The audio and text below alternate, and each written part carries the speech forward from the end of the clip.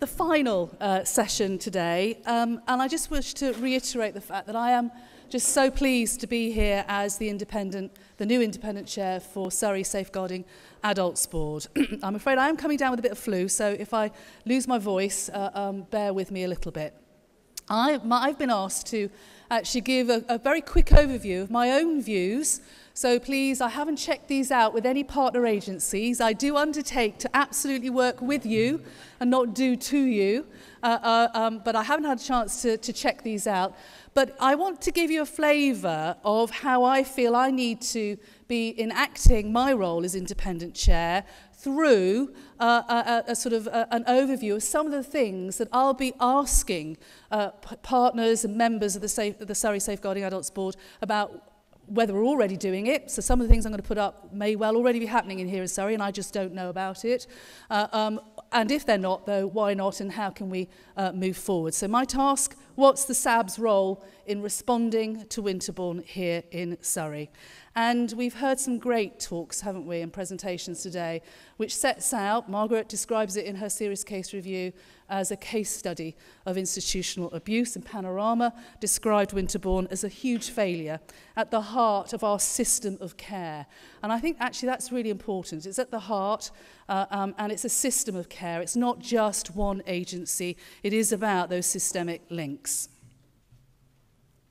So, I'm quite a simple soul, and I like acrostics.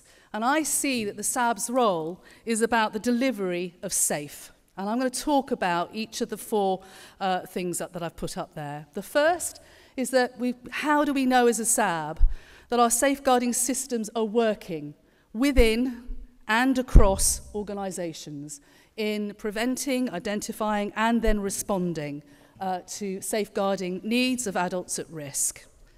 The second has to be around accountability. Accountability as commissioners, and accountability as providers, and accountabilities as practitioners, again within and across organisations.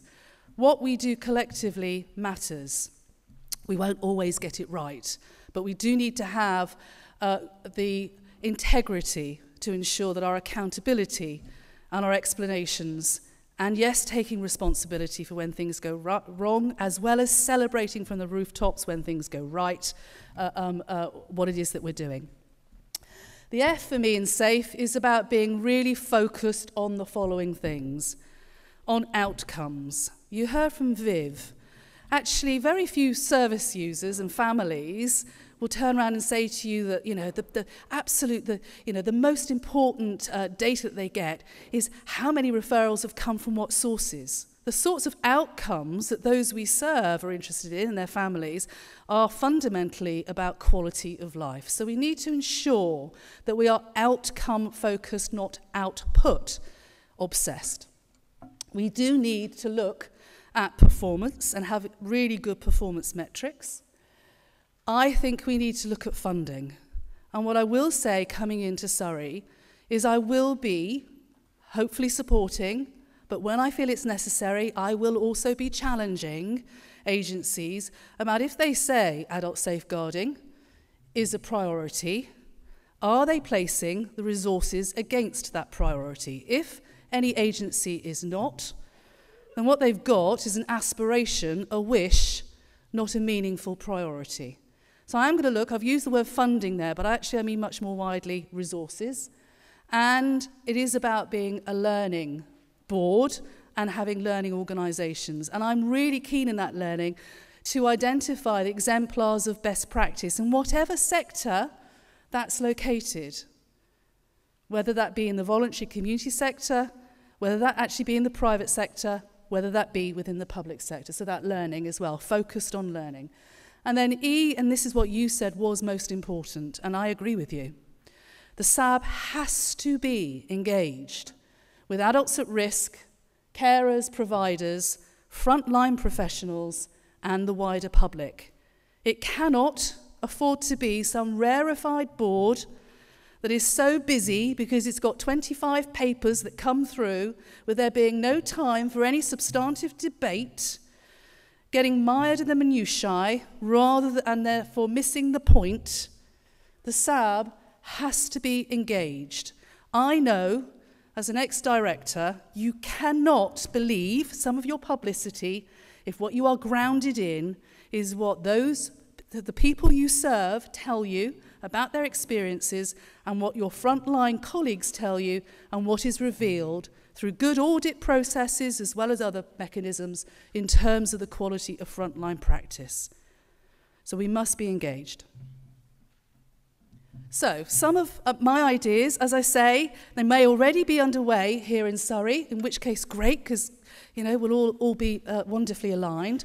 But these are my ideas, and I will clearly need to be working with my colleagues on the Surrey Safeguarding Adults Board to ensure that actually they're the right things. Now, number one here, I know is already taking place. In fact, it's gone beyond that. There's been a review of some 400 plus individuals based not only here in Surrey, but Surrey residents who are placed elsewhere in TNA type services.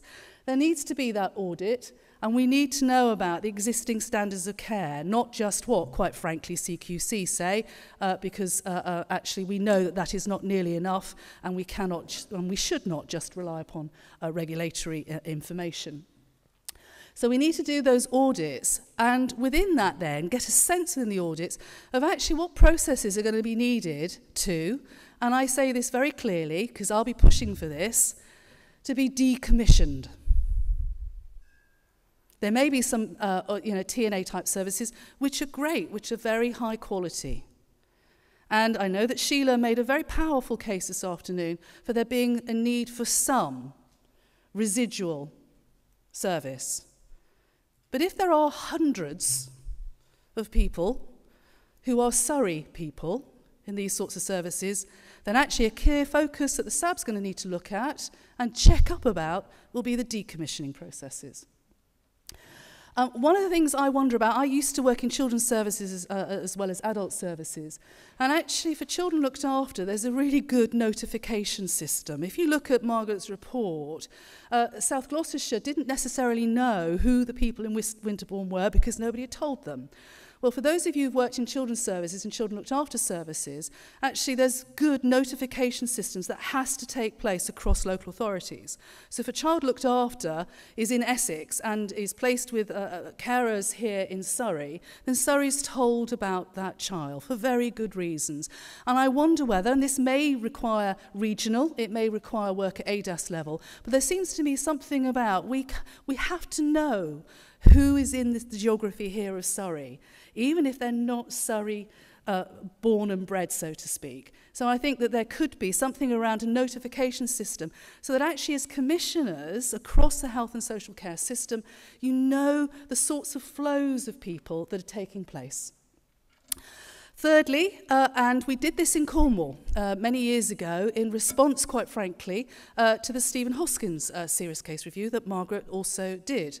And that's the development of a safeguarding trigger tool. Basically what we did in Cornwall was if there was more than 3 call-outs to ambulance, to the police, to the housing officer, to social services, whomever, at the same address, and it was known that there was an adult at risk living in that address, then there would automatically, that would trigger an alert into the safeguarding team. So that there could be a proper look from a multi-agency perspective as to whether those call-outs to the police, those call-outs to the ambulance actually were indicative of something more worrying going on. And then finally consideration of a multi-agency safeguarding hub, MASH, a much overused actually acronym at the minute, but actually a system that systematically allows information about thresholds and responses given, so information shared, and that you know that actually something is recognised as a safeguarding alert because it is exactly that, so you don't miss things. And there's a consistency of practice actually given.